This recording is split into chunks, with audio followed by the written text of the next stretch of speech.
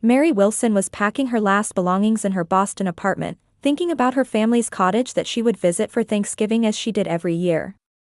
Outside the window, snow had begun to fall, creating a soft scene illuminated by the streetlights. Mary had earned respect as a successful antique furniture restorer, but that was outside her family. "Mary, your handwork is truly charming. But at your age, to be unmarried and making a living with such a hobby-like occupation," her mother Patricia's voice echoed through the phone. Mary took a deep breath to stay calm. Her parents, Robert and Patricia Wilson, were known as a prestigious New England family, and her father had built millions in assets as an investment banker. To them, their daughter living by handwork was incomprehensible. "Mom, this isn't a hobby. Just last week, I received a request from the Chicago Art Museum to restore a valuable Victorian study set." "Yes, that's nice," Patricia's voice revealed her lack of interest. "By the way, Caroline and Raymond will arrive tomorrow morning. What time will you get here?" Mary sighed at the change of subject. Her sister Caroline had always been her parents' favorite. She had married a Harvard-educated lawyer, and after divorcing him, married Raymond Harris, an executive at a real estate development company. She had 2 children with her previous husband, 6-year-old Eric and 4-year-old Sophia. "I think around 3 in the afternoon," Mary answered. "I'm looking forward to seeing the children." "Yes, the children are looking forward to seeing you too, especially Eric," Patricia said, but quickly changed the subject. "Caroline is bringing a new Chardonnay she acquired this year. It's from a Napa winery owned by one of her clients. She really has such wonderful connections." Mary nodded silently. Though invisible on the other end of the phone, the gesture was a habit of years. The conversations always followed the same pattern. Her mother would praise her sister's success and only lightly touch on Mary's life choices. After hanging up, Mary stood by the window and held the locket pendant around her neck. It was the only keepsake she had inherited from her grandmother Eleanor. Grandmother was the only one who truly understood and supported Mary's talent and passion. "You have magic in your hands, Mary. The power to breathe new life into old things," her grandmother often said. "Preserving tradition while creating new value, that's the work of a true artist." 5 years had passed since her grandmother died. After her death, the family dynamics became more complex. Grandmother had left a will stating that the family cottage should be inherited equally by Mary and Caroline, but for some reason, her parents had remained vague about the details. Mary had avoided legal disputes with her family. As she closed her suitcase, Mary remembered the call she had received earlier this week. It was from a curator at the Metropolitan Museum of Art. "Ms. Wilson, your reputation is truly impressive. Would you consider working on a set of 18th century Louis XV style desk and chairs that we own? This is an extremely valuable piece that we can only entrust to someone with the highest skill." It was the most significant request of her career. She had just signed the contract but hadn't told her family yet. She didn't think they would truly understand. Caroline would ask, "How much will you earn from that?" Her father would advise her, "This shouldn't remain just a hobby." Her mother would simply smile politely. Before calling a taxi, Mary stopped by her workshop. There was a 19th century rocking chair in restoration. Through delicate handwork, it was regaining its original beauty. She ran her fingers along its curves, enjoying the feel of the wood grain. "Just a few more days until you're finished," she whispered. "Wait for me until I return." Family time at Thanksgiving always brought mixed emotions. Mary looked forward to seeing her niece and nephew, but she was tired of always being treated like the household help. Every year, she was assigned cooking and cleaning duties, while Caroline enjoyed wine and conversation with their parents in the living room. "This year will be different," Mary told herself. "When the museum contract is complete, my life will change." She clutched the locket to her chest, remembering her grandmother's words, "You have a special talent. The day will come when the world recognizes it." The sound of a taxi honking in front of her apartment brought Mary back to reality. Grabbing her suitcase and taking one last look around the room, she headed for the family cottage. At dusk, passing through snowy Massachusetts country roads, Mary finally arrived at the family cottage. The large 2-story colonial-style house maintained its dignity even in the darkness. However, Mary immediately noticed something was wrong. The lights were on inside the house, but neither her parents' car nor Caroline's luxury SUV was in sight. "That's strange," she muttered as she approached the entrance with her heavy suitcase. When she rang the doorbell, she heard the sound of small footsteps running down the hallway. The door opened, and 6-year-old Eric stood there with an anxious face. "Aunt Mary," the boy's expression showed relief. "You really came." "Of course, I promised, didn't I?" Mary hugged her nephew. "Where is everyone?" Instead of answering, Eric called for his sister. 4-year-old Sophia came out from the living room clutching a doll. Her eyes also lit up when she saw Mary. "Aunt Mary." Sophia cried out in her childish voice and ran to Mary. Mary hugged the children while feeling confused, and entered the house. The living room was tidy but empty. "Where are Mom and Dad? Grandpa and Grandma?" Mary asked. Eric silently pointed toward the kitchen. Mary took off her coat and headed to the kitchen with the children. A piece of paper lay on the table. Written on a notepad in Caroline's flowing handwriting. "Mary, Raymond, and I had an urgent work matter and had to go to New York. Mom and Dad went to an antique show in Cape Cod. They'll be back tomorrow afternoon, so please take care of the kids until then. There are ingredients in the fridge. The turkey just needs to be roasted." Mary was stunned. Everyone had disappeared on Thanksgiving Eve, leaving just the children behind. Her smartphone rang, displaying a message from Patricia.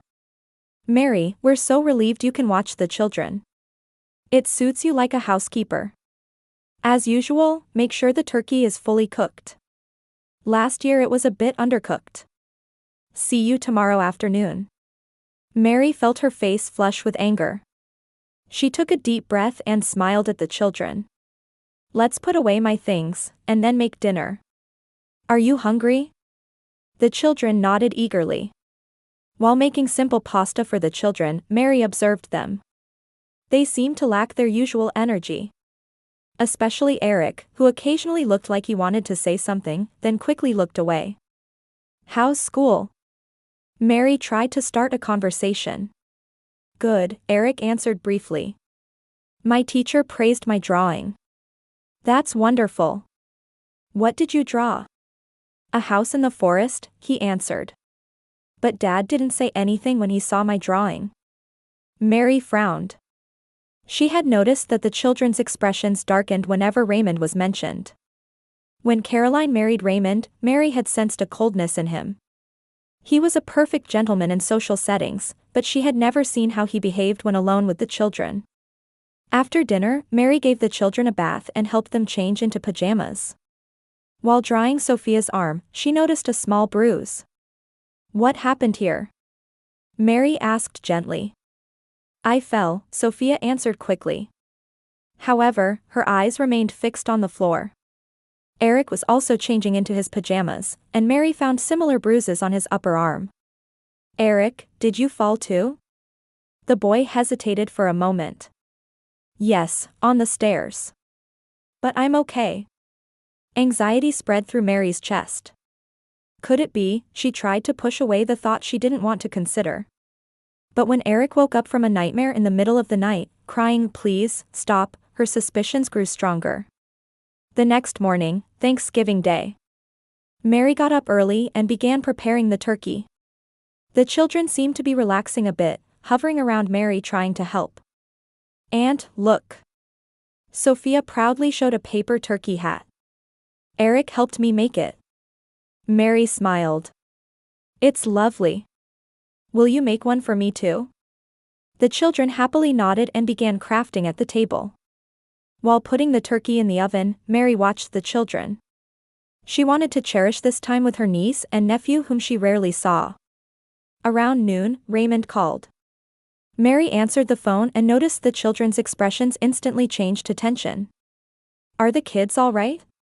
Raymond's voice was low, containing something intimidating. "Yes, they're very well. We're having a good time. Make sure you discipline them properly. Especially Eric, he can be disobedient sometimes." Mary frowned. "Don't worry. They're both very good children. After hanging up, Eric asked in a small voice, "Was Dad angry?" "No, he's just concerned," Mary answered gently. However, she sensed the same tension from the children during Caroline's subsequent call. Mary began to believe something was seriously wrong. The children's bruises, their frightened manner, and the same excuse of falling. Everything gave her a bad feeling. In the afternoon, as the good smell of roasting turkey filled the house, Mary continued Thanksgiving crafts with the children. Every time she saw their smiles, her determination grew stronger. Before the family returned tomorrow, she needed to uncover the truth. Before dinner, Mary called her lawyer friend Amanda. While the children watched TV in the living room, she explained the situation in a quiet voice. "You need evidence," Amanda said. "But first, gaining the children's trust is crucial." "I understand," Mary replied. "But I don't have much time. Everyone returns tomorrow." After hanging up, Mary returned to the kitchen. On the table, she had prepared a small Thanksgiving feast. Turkey, mashed potatoes, cranberry sauce, and pumpkin pie. It might not be perfect, but it was a meal made with love. "Eric, Sophia, dinner time," she called. The children ran into the kitchen, their eyes sparkling. "Wow, amazing!" Eric exclaimed. "It looks more delicious than Mom's turkey." Mary smiled. "Now, before we eat, let's say what we're thankful for." After dinner, Mary gently tucked the children into bed. Sophia fell asleep immediately, but Eric seemed restless in bed. As Mary was about to leave the room, he called out in a small voice. "Aunt, stay a little longer." Mary sat on the edge of the bed, gently stroking Eric's hair. "What's wrong?" "Can't sleep." Outside the window, snow continued to fall quietly, and tree shadows cast fantastic patterns on the room walls in the moonlight. Eric sat up and looked at Mary with a serious expression. "Actually," he began and then stopped. Mary felt her heart beating fast. "What?" "You can tell me anything." Eric was silent for a while. Then, as if resolved, he began speaking in a small voice. "Actually, Mom and Grandma are planning to kick you out today." Mary felt her whole body begin to tremble. "What do you mean?" "I overheard them talking last week," Eric continued. "After Dad put us to bed, the adults were drinking in the living room and talking. Mom said, we need to make sure Mary can no longer claim rights to the cottage." Mary gasped. "The cottage?" "Yes. The house Grandma left. Mom said, the papers are already prepared. Once she signs after Thanksgiving, it will all be ours." In Mary's mind, her grandmother's words echoed, "This house should be divided equally between my two granddaughters." Grandmother had always treated Mary and Caroline equally. But her parents and Caroline seemed to have different ideas. "Do you know why they're planning this?" Mary asked in a trembling voice. Eric nodded slightly. "Mom said, Mary's business will fail, and she'll soon come asking for help. Then we can have her sign papers giving up her inheritance rights." Mary felt cold anger.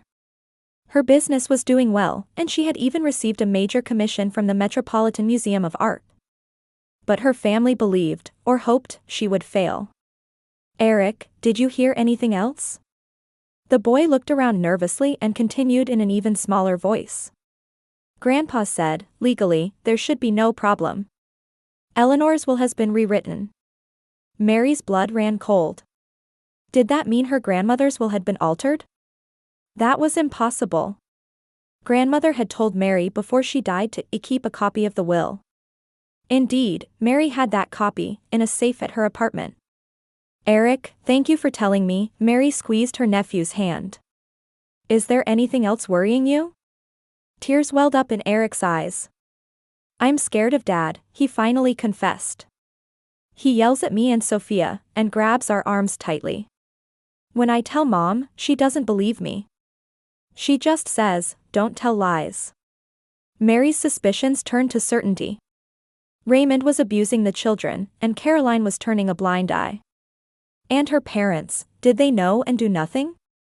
"Dad says, if you tell Aunt Mary anything, worse things will happen, Eric continued in a trembling voice. But I know you're a kind person. You're not like what they all say. What do they say about me? Mary asked fearfully. Mom says, Mary is always jealous. That's why she's lonely. And Grandpa says, she's a disgrace to the family. For a moment, Mary was speechless. It hurt to know how her family viewed her. But there were more important matters now. Eric, listen, she said with a serious expression. There's nothing wrong with you and Sophia. The adults are wrong. I'll do something to make sure you both stay safe. Really? Hope lit up in Eric's eyes. I promise, Mary declared. I won't let anyone hurt you. Eric smiled with relief and gradually fell asleep. Mary sat by the bed for a while, listening to the child's breathing. In her mind, a plan was taking shape. Leaving the room, Mary peeked quietly into Sophia's room. Her young niece showed a peaceful sleeping face. Mary quietly closed the door and returned to her room. With trembling hands, she sent another message to her lawyer friend Amanda. Urgent matter. Need to collect evidence before family returns tomorrow. Possible child abuse and potential falsification of grandmother's will. While waiting for a reply, Mary sat by the window, gazing at the snow-covered landscape. She opened the locket from her neck, which contained a small photo of her grandmother and herself smiling. Help me, Grandma, she whispered. What should I do? Unexpectedly, her smartphone rang. It was a call from Amanda. Mary, what happened? Her friend's voice sounded worried. Mary explained the situation in a low voice. Amanda occasionally asked questions while carefully listening. First, we need to record the children's testimony, Amanda said. And photos of the bruises too. Tomorrow morning, as early as possible. You have a copy of your grandmother's will, right? Yes, at my apartment. Tomorrow morning, my friend Tom will go get it. He's trustworthy. Where are your keys? Mary gave instructions and discussed countermeasures. Mary, Amanda said at the end of the call. You're doing the right thing. The children need you. And you have the right to reveal the truth. After hanging up, Mary sat on the bed but couldn't sleep. Her head was filled with thoughts of her family's betrayal and how to save the children. Past midnight, she heard Sophia's small crying voice. Rushing to the room, she found her young niece trembling, awakened by a nightmare. It's okay, Mary said gently, embracing Sophia. Aunt is here. I dreamed Dad was angry, Sophia sobbed. It's all right now. Dad isn't here. Mary stayed by Sophia's side until she fell asleep again. Feeling the small body relax with relief, Mary strengthened her resolve. She would do anything to protect the children. A confrontation with her family was inevitable. But tonight, she finally knew the truth and was prepared to act. Returning to bed, Mary remembered her grandmother's words, true courage is the power to do the right thing, even when you feel afraid. Tomorrow, her courage would be tested. But now, she needed to gather strength in a short sleep. Outside the window, snow continued to fall quietly, wrapping the house in a white blanket. It seemed to foretell the beginning of something new. Mary took a deep breath and closed her eyes. The next morning, Mary woke before dawn. Outside the window, the snow had stopped, and the morning sun began to tint the snow-covered landscape golden. She immediately began to act. Following Amanda's instructions, she prepared her smartphone's voice recorder and waited for the children to wake up. Eric was the first to rise. Still in his pajamas, rubbing his eyes, he came into the kitchen. Good morning, Eric, Mary smiled gently. Did you sleep well? The boy nodded. Yes. I didn't have any bad dreams. That's good, Mary said while preparing breakfast on the table. Can I ask you a bit more about what you told me last night? It's very important. Eric hesitated for a moment but nodded after seeing Mary's serious expression. Mary casually activated her smartphone's recorder. Can you tell me again what Dad did to you and Sophia? Eric began speaking in a small voice.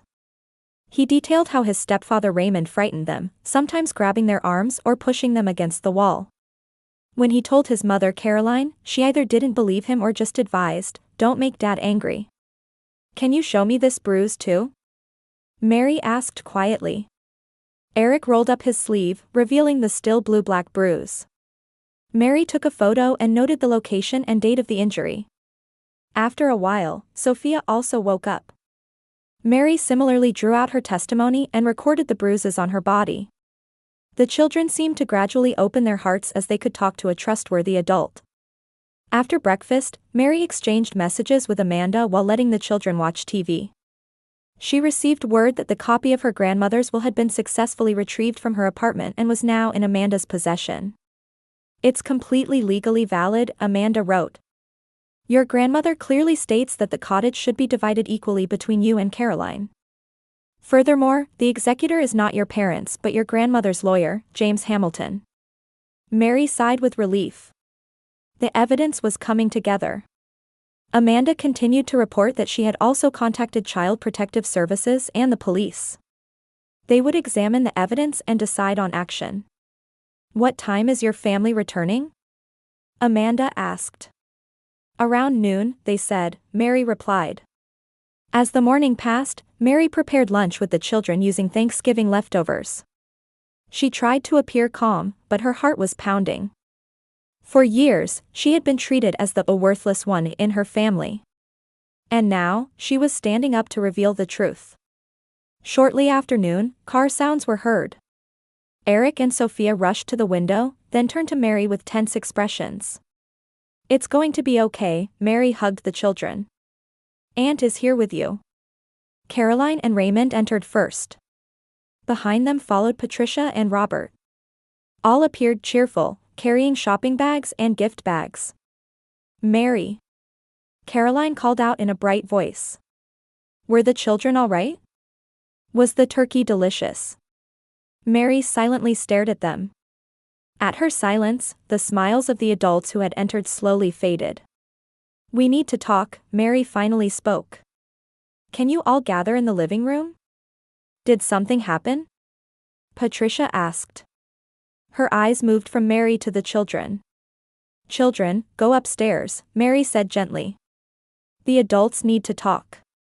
Eric and Sophia quickly nodded and ran up the stairs. Raymond frowned but said nothing. Gathered in the living room, Mary placed a copy of her grandmother's will on the coffee table. "What is this?" Robert asked. "This is grandmother's real will," Mary answered. "My lawyer and I have confirmed it. The cottage is to be divided equally between Caroline and me. Not as you've been telling me."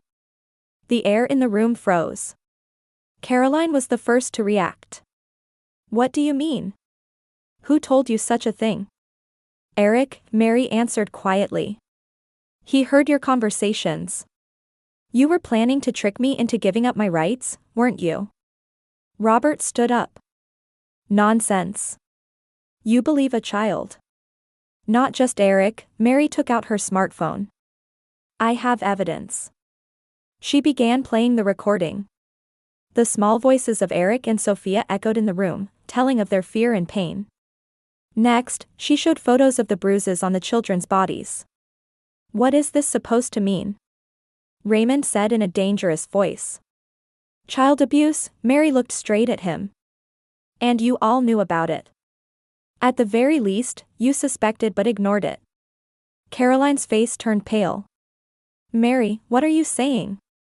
The children are just lying. They just want attention." "Enough." Mary's voice resonated through the room. "I won't be silent anymore. Trying to forge grandmother's will, turning a blind eye to child abuse. Is this what a real family does?" Raymond suddenly took a step toward Mary. "You can't prove anything." "The police and Child Protective Services have already been notified," Mary said calmly. "They have all the evidence." Patricia nodded like a conspirator. "Mary, you're trying to divide the family. You've always been jealous." At that moment, the doorbell rang. Mary looked at the clock. "Right on schedule." "That's the police," she said. for interviews with the children and questions for Raymond. Watching her panicking family, Mary went to the door. Opening it, there stood a male police officer in uniform and a female social worker in a suit. "Are you Mary Wilson?" the officer asked. "We've come about a report of child abuse." "Yes, please come in," Mary invited them in. Returning to the living room, Raymond's face was red with anger. Caroline had begun to cry, and her parents were stunned. "Real family isn't about blood ties, but love and trust," Mary said quietly. "Children have the right to be safe and loved. And I have the right for the truth to be revealed." The officer approached Raymond and began explaining the situation. The social worker spoke to Caroline. Mary went upstairs to the waiting children. "It's going to be all right," she embraced the two. "No one will hurt you anymore." Outside the snow-covered windows, a new day was beginning. It was a day of pain and truth, but also a day of new beginnings. Mary clutched her grandmother's locket, grateful for the courage it had given her. 3 months after Thanksgiving, many things had changed. The court had recognized Mary as a temporary guardian for Eric and Sophia, and with funds from selling valuable antique furniture she had restored, she had rented a spacious apartment with rooms for the children. The 2-story brownstone house was vastly different from her former small apartment. In the living room stood a 19th-century sofa she had restored by hand, and the walls were decorated with the children's drawings. The house that was once quiet was now filled with children's laughter. Eric had begun making friends at his new school, and Sophia was blooming at a neighborhood kindergarten. The shadows of fear that had dwelled in their eyes were gradually fading, replaced by curiosity and a sense of security. Raymond was detained on charges of child abuse, unable to pay bail, with a trial scheduled to begin soon. At first, Caroline had blamed Mary with fierce anger and denial. Her parents similarly loudly claimed that Mary had kidnapped their grandchildren. However, as police evidence and the children's testimonies accumulated, their attitudes began to change. Especially Caroline had to face the gravity of her husband's actions. She had begun counseling and occasionally came to visit the children. Those visits were initially tense but gradually became more amicable. The parents still kept their distance. The social status they had built was shaken, and many of their friends had distanced themselves. Regarding grandmother's will, legal investigations were progressing, revealing that the parents had intentionally concealed it. On a rainy Saturday afternoon, the doorbell rang. When Mary opened it, Caroline was standing there. She looked tired but had gentler eyes than before. "May I come in?" Caroline asked in a small voice. Mary silently opened the door and invited her sister in. Drinking coffee in the living room, Caroline finally spoke. "Mary, I was also his victim," she confessed tearfully. "Raymond, from the beginning of our marriage, there was psychological control and intimidation. I couldn't report the children's situation. I was frozen with fear." Despite her complex emotions, Mary saw the suffering etched on her sister's face. "I wanted your strength," Caroline continued. "You always walked your own path. In trying to meet our parents' expectations, I lost myself." Regarding the family inheritance issue, Caroline frankly admitted, "I just did what our parents told me. But now, I want to resolve it legally correctly. As grandmother wished." That year's Thanksgiving, a modest dinner was held at Mary's new home.